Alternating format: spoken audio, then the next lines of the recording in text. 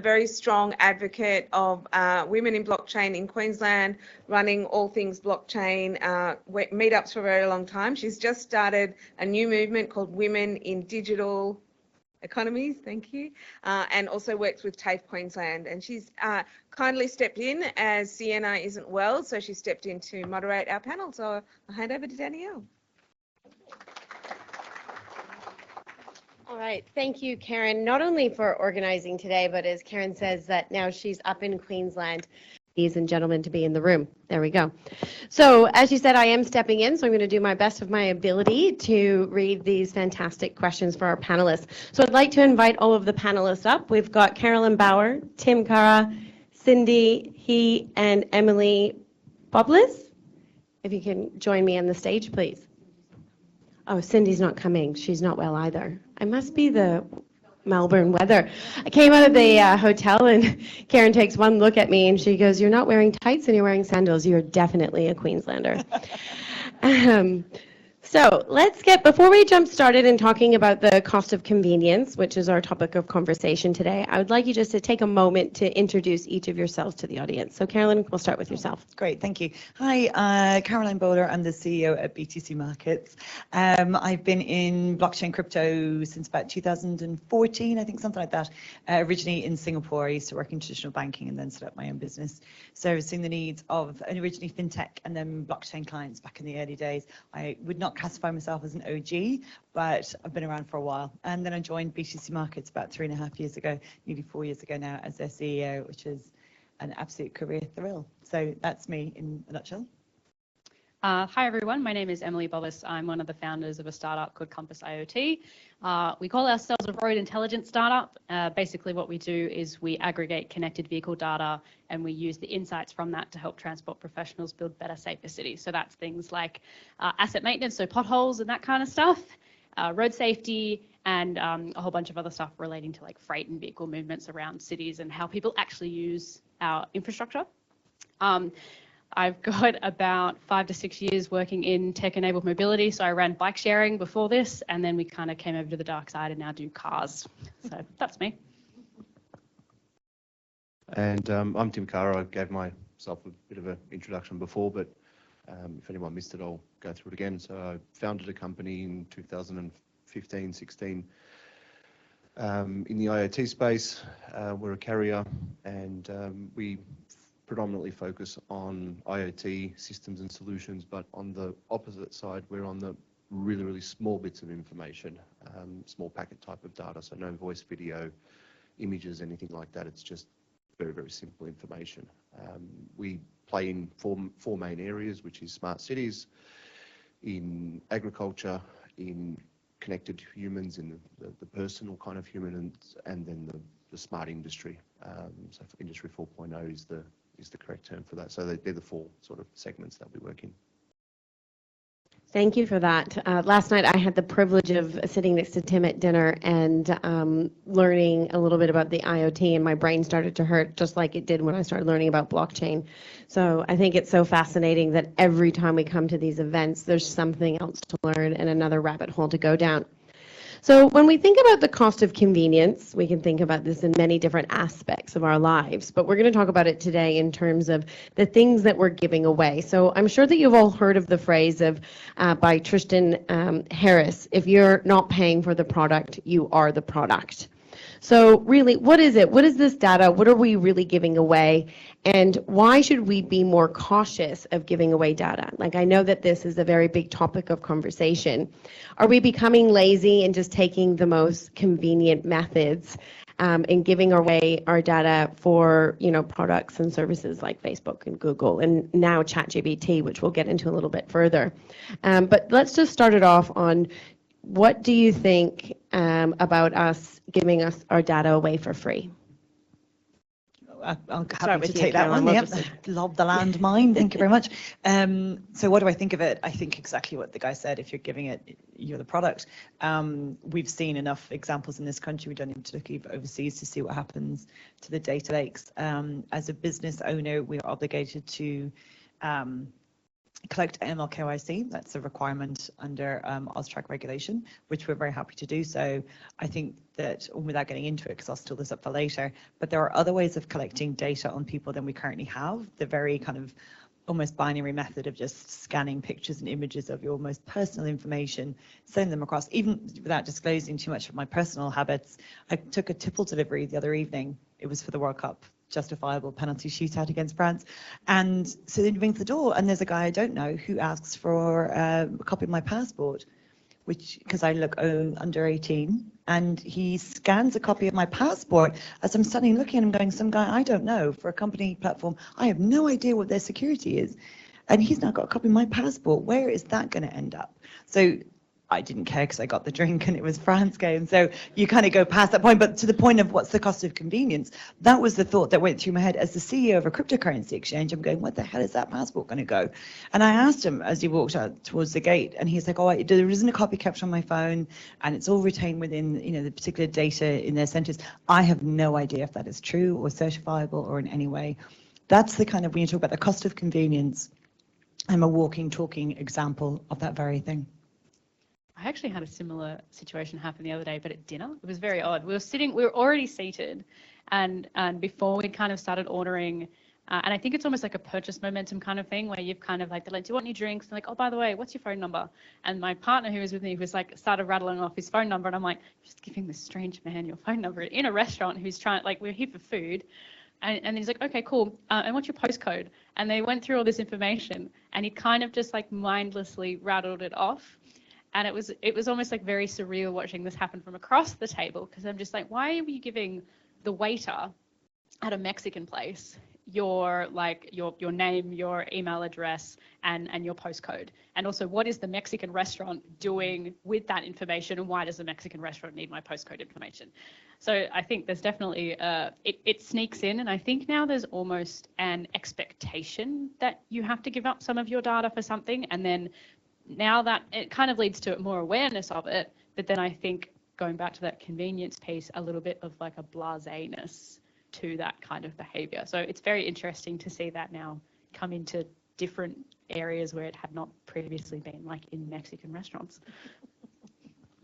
Well, I'm going to say on the personal level, what we've just discussed is the human. There's also another level, which is your world. And that's things that you may not even be aware of. You're aware of, and you're in control of what's on your phone, but you may not be aware of the things that's happening in your world, which has probably even worse implications. I mean, you can, in today's world, it's common practice that you have an opt-out section of certain applications where you opt out of sharing your data, or you opt out of the right. But working in IoT, it sort of dawned on us that at the time when we were actually structuring our strategy was the time that Cambridge Analytica came out, the whole issue with Facebook and Cambridge Analytica. So we pivoted our stance on consumer-owned data 100%. So we don't even see. Being in telecommunications, I can tell everyone that your mobile phones have something called network layer decryption, which every message, every image, everything, your carrier sees that information. They have to do that by law, but the application provider sees that as well on that application. When it comes to your world, on the other hand, see, that's a little bit different, because we've had, predominantly because of bad industry practices coming in and connecting up trials with water meters, and the servers are offshore in at this stage, not a friendly country. And you may not think that that's something really to be worried about, but imagine you're a person of particular interest to a foreign country, and they know when you use your toaster in the morning, they know when you have a shower. That is the level of pervasiveness all of this can get just by a water meter. And you probably weren't even aware of that. But that's the level that kind of convenience of not physically reading the meter can have if you're not aware of it. It's scary when you start to go down the rabbit hole, and when you told me last night that basically all my providers actually can access my passwords, and yeah, so you start to learn about really how scary it is. And I'm sure we all have our own stories. A couple of years ago, I was social engineered and I was hacked, and I don't have enough time to go through that story. But that's where I started to realize how important it was, the information that I am putting out there. Because I used to fill in forms, no problem. Oh, you want my birthday, my address, my postcode, what country I was born, you know, what I ate yesterday? Yeah, I'll tell you, because I didn't think anything of it. But then when you start to realize how this data can be used, and like you're saying, why do you need to know this? And so a lot of the times I actually now have a fake birthday and a fake address and stuff that I use on forms. But this comes down to my next question to you for Caroline, is what information or what data should be public, like, especially when we're coming towards, you know, cryptocurrency exchanges or other platforms, rather than just giving them all of the data. Yeah, in public. So just when you said that, actually, I saw that I'd given an app a birth date of 1900. So it was just yesterday, I giggled away to myself, going, oh my God, I'm so paranoid. But it's true. When I think, so for us as a cryptocurrency exchange, we are required, as I say, by under compliance laws, to collect your AML KYC, same as every bank and financial institution. We have the same requirement, and we've put stringent kind of security around how we control and manage that information. It's offshore to us in the sense of we can't just go in and cherry pick that information from you or what it is that you do. My personal preference, and again, I may be preempting one of the question here, but my personal preference would be to use something that we have already existing in blockchain and use zero knowledge proofs, which for anyone who's familiar with blockchain will be aware of what that is. But for the person who isn't, it basically says it's a way of verifying that the information is true without actually having to cite the information. So for example, you could say, at a bar, you could ask somebody, you know, is this person over 18? And I can say, I can do zero knowledge proofs that says, yes, my tipple driver, this person is over 18 without disclosing my 1900th birthday. But that fulfills their requirements, but without there being this tremendous data lake of information on everybody. And it's out there. But we do know, say, for example, with MasterCard who are a well-known payments brand, have diversified and started creating a whole digital identity piece to their business, separate entirely from payments, but with the obvious overlap, because they've recognized that this is going to be an issue as you move into this digital economy, about the need to create that protection. And it's under this banner of decentralized ID is what they're calling it, and you keep all your personal details in your own digital wallet, and then you expose that information to the person, and then you close off that exposure. And that's how they're proposing that we go about doing it, which is a really good workaround and a great way of managing it. How much information is too much information? Everyone talks about how back in the old days in the phone book, you would give your name, address, telephone number.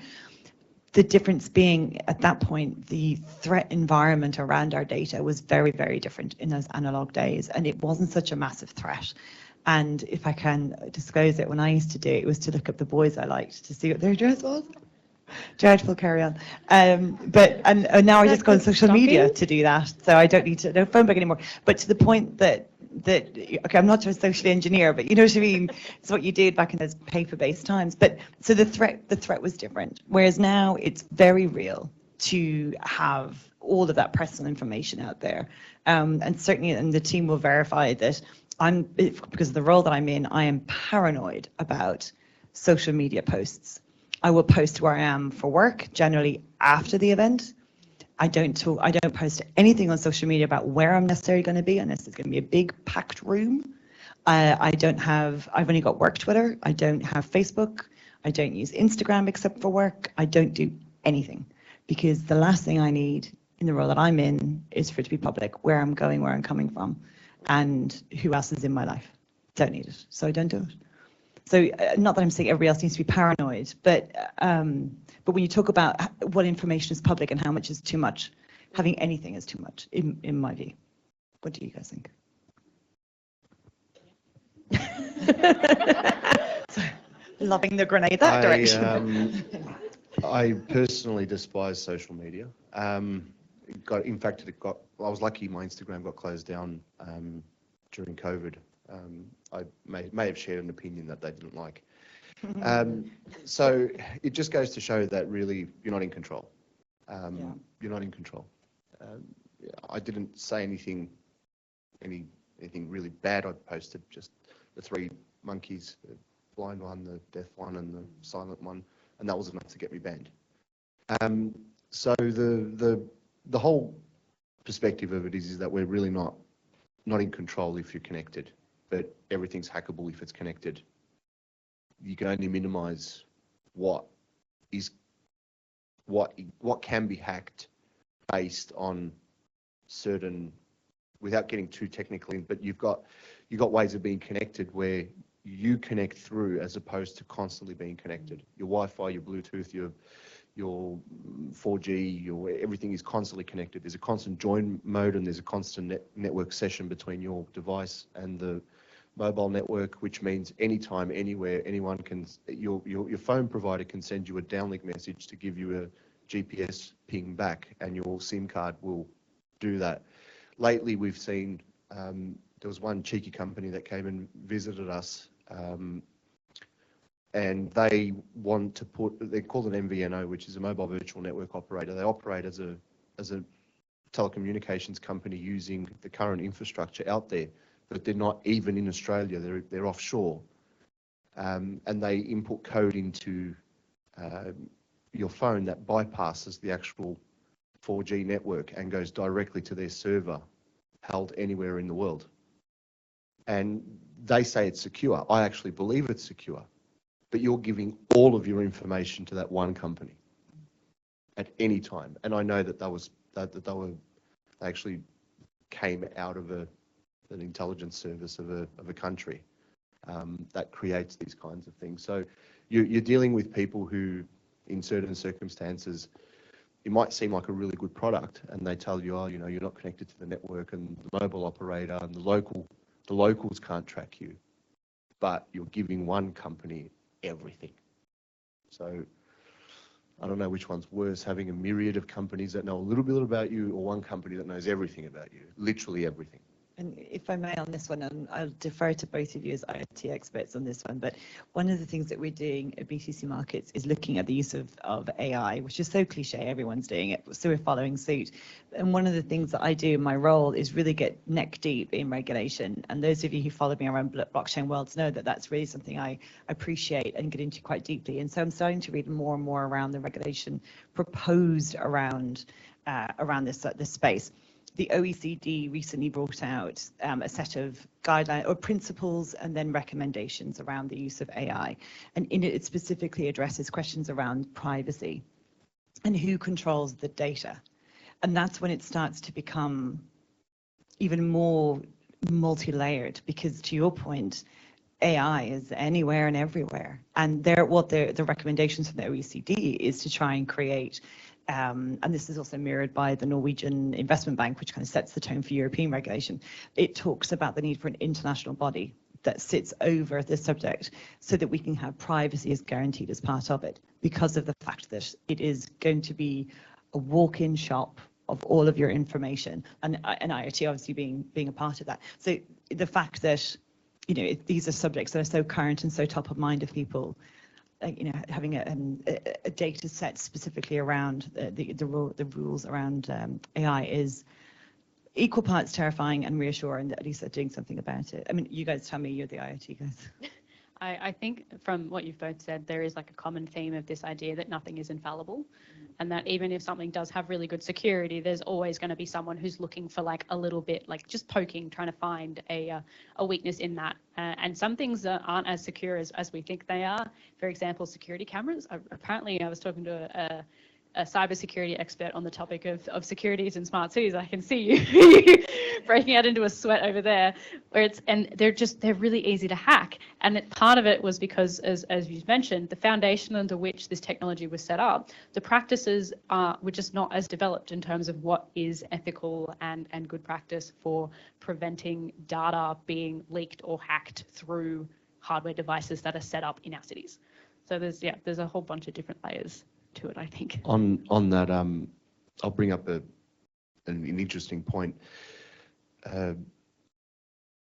Who knows?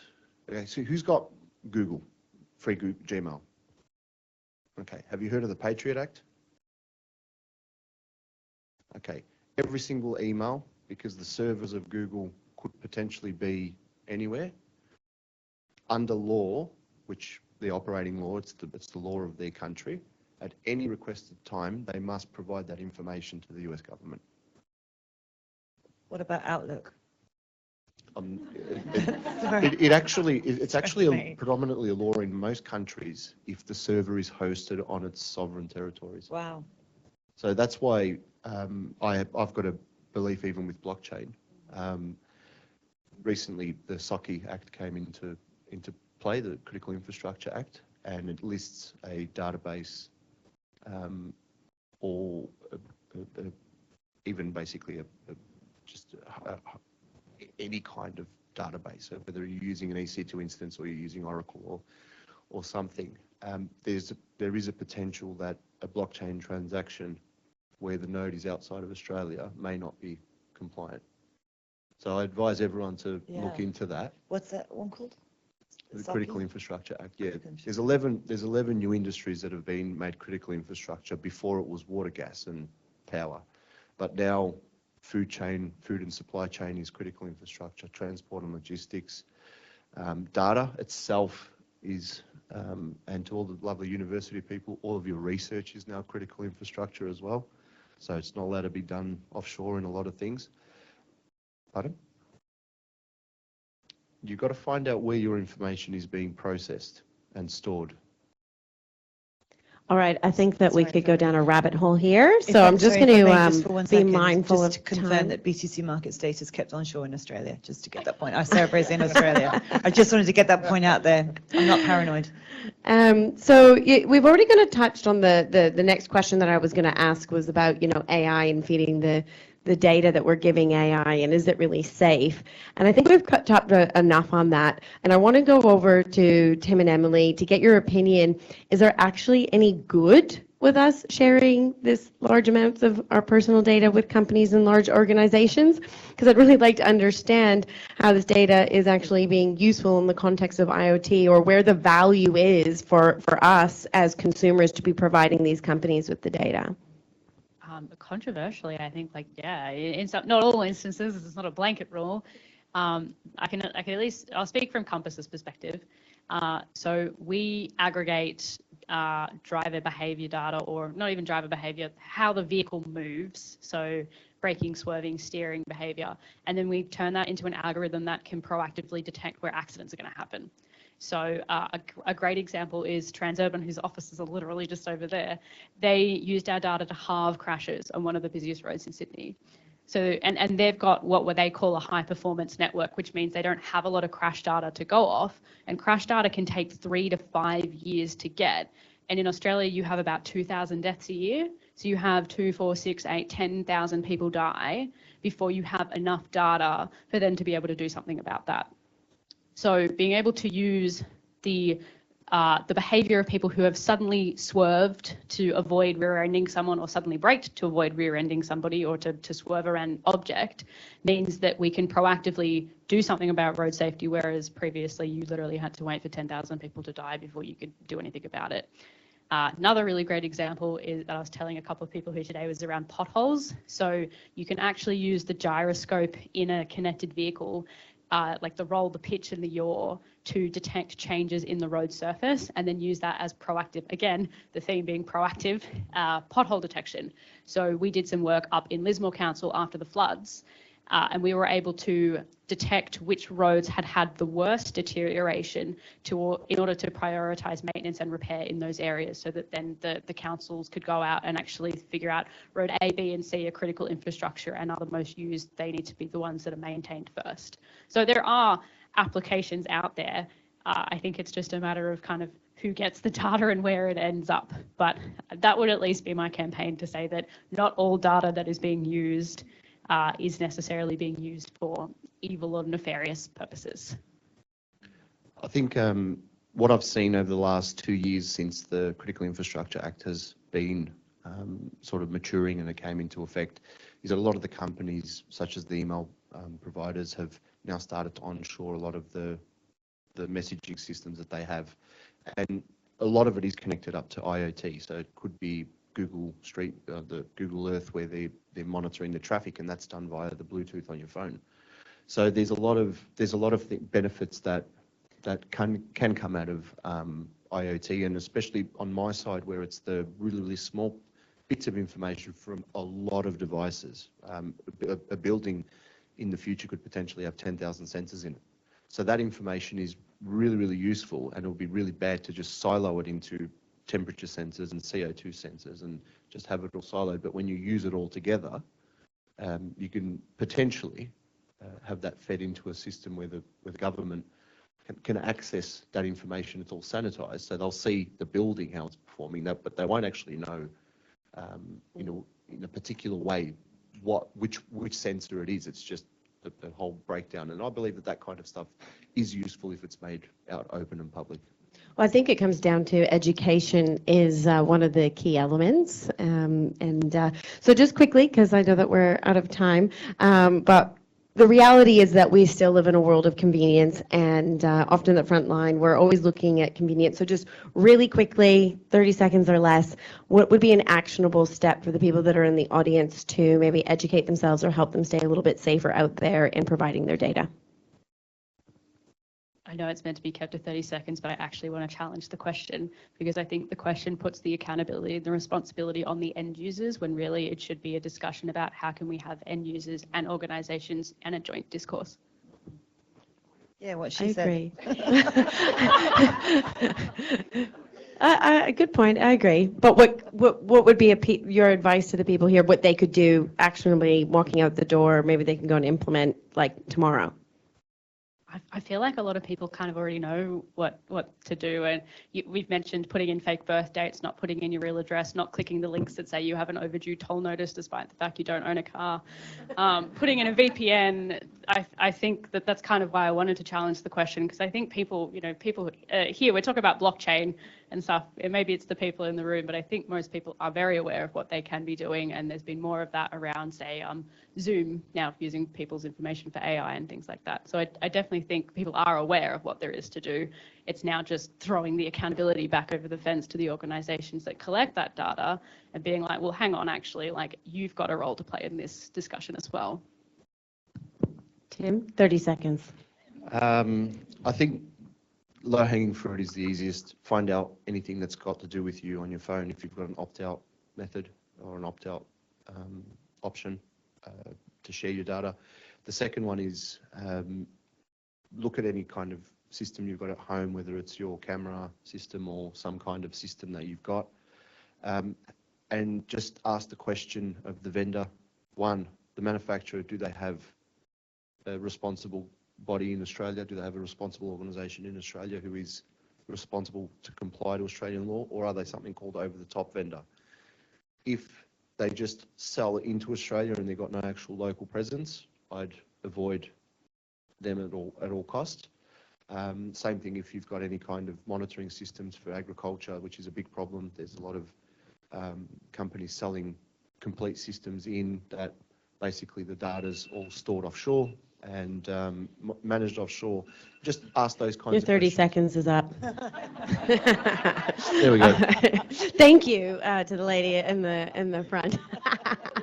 All right. I think that I could chat to all of you for hours. Thank you very much for all of your insights, and thank you very much, Karen, for letting me host this panel. So I hope you all enjoy the rest of the afternoon.